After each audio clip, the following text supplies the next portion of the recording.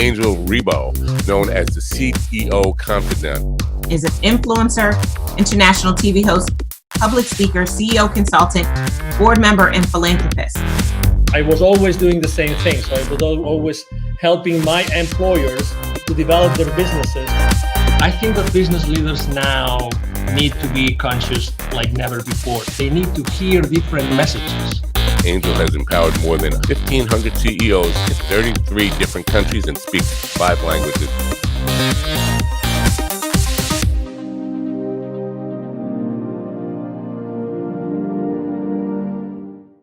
Hello, everybody. This is Angel Rebo, the CEO Confidant, with another show of the CEO Confidant TV. And we are here today again with Mr. Neville Jaffe, the executive educator. Hi, Neville. How are you? Good. How are you, Angel? Good to see you. Good to see you. So just to put things in reference so that you know, Neville is an executive trainer, executive educator. He's trained more than 20,000 C-level executives and business operators in large corporations for the last 25 years. I'm talking about companies like Hallmark Cards, Campbell's Soup, Constellation Brands, and many others.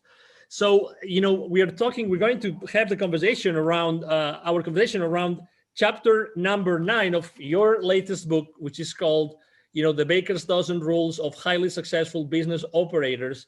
And the title of the book is pretty straightforward. I love it. It's Poppin, which might not tell you much yet, but when I tell you what Poppin means, it will. If your process or proposed plan doesn't improve equity, the answer is no. That's a pretty provocative, thought-provoking title, Neville, don't you think? Yes. So it's just some background to this. During all my teachings for the last lot of years, I've often had CFOs or financial people sitting in my business literacy workshops, not about them learning this material, but rather how to communicate this with their own employees. And I used to hand out a certificate, I still do actually, hand out a certificate of Poppin to see if your process or proposed plan does not improve equity. The answer is no. I see the CFOs pasting this to their door. Right. So if somebody were to walk in and ask for more budget or ask for another resource, they'd point to the certificate on or this document on their door and say, if you cannot explain to me how what you're requesting improves equity or EBITDA, depends how you use the E, go back to the drawing board and come back to me with a business plan or a reasonable explanation. Because people are so used to asking for things without actually justifying the financial implications of what they're asking for, or understand that they shouldn't be looking at numbers in isolation, which is another chapter of the book. Don't examine numbers in isolation. Understand the touch points. Right. Or this financial decision that you've now made. Why would you say that people, it sounds so natural and so obvious, but it's not the case. Why do you think this is not the case, that typically people don't have this in their mind before making a business decision? One word for it, Angel: naivety. Naivety. People are naive. People are financially naive. And I know the listeners have heard this expression before, but people don't know what they don't know.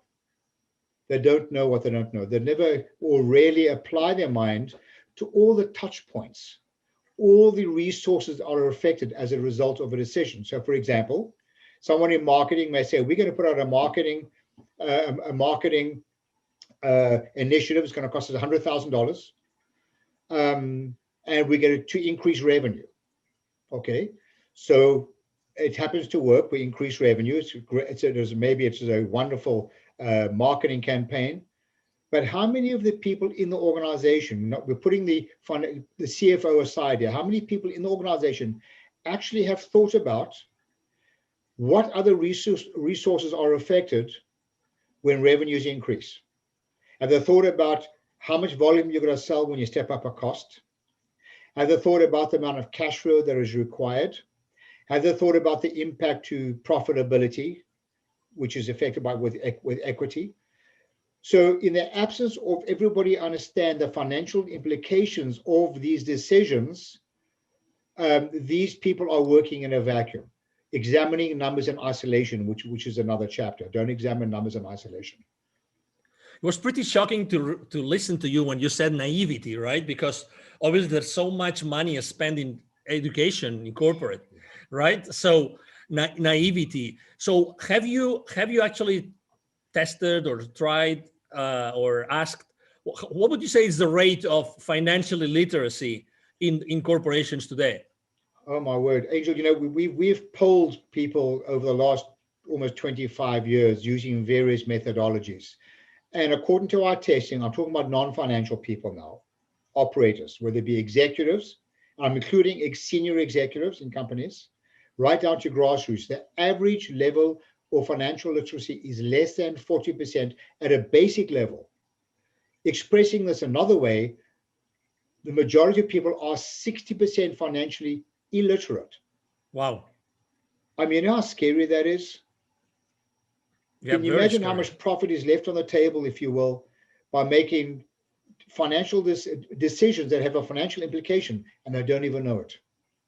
How can the training that you deliver, right? The training that you've been delivering and that you deliver today, how can it help organizations to do a better job? So if you look at the framework on the top corner of my screen, you'll see that it says sustainable profits and cash flow. That's the reason why we're in business. It should drive sustainable profits and cash flow. Your investors don't really care that much about what we do. They really care about profits and cash flow in the end. But to do that, nobody can do it alone. So the objective of our education programs is to help. Well, first, let me go back one step. You'll see on the top it says accountability.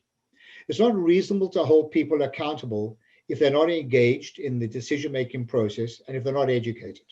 Right. It's just not reasonable.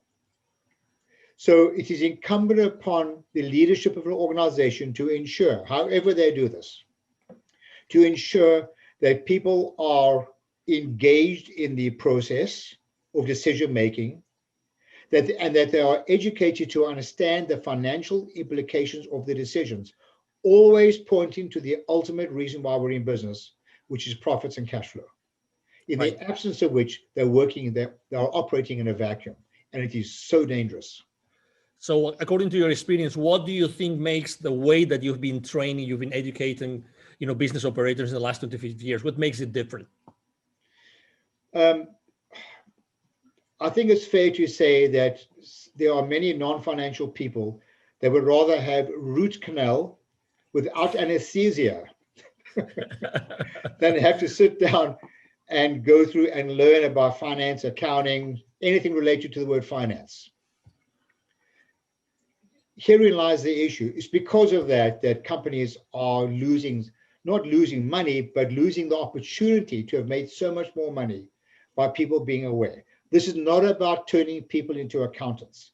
It's not about debits and credits. It's got nothing to do with any of that.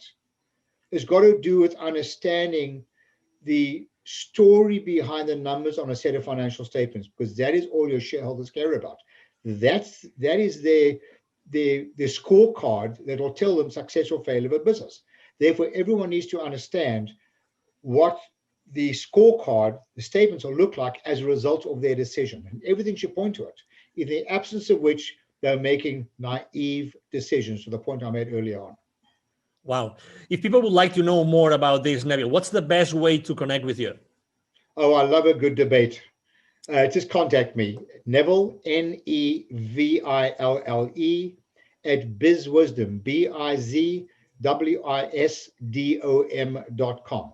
I'd be delighted to share more information with you and to tell you how you can go about getting your people literate and making fiscally responsible decisions. Wonderful. Thank you. Thank you very much for being with us today and for sharing so much, Neville. You're most welcome, Angel. Pleasure as usual. Absolutely. And everybody listening and watching us today, thank you very much for being with us today. It's been a pleasure to have you here. I'm sure that you have enjoyed this conversation with Neville Jaffe as much as we have, and we hope to see you soon in our next show. Thank you very much. Have a great day. Bye-bye. Thanks. Bye for now. Thank you so much for watching our show today. The entire team of the CEO Confidant appreciate your time and attention. If you think that you are a good fit for the CEO Confidant TV, please connect with us on LinkedIn.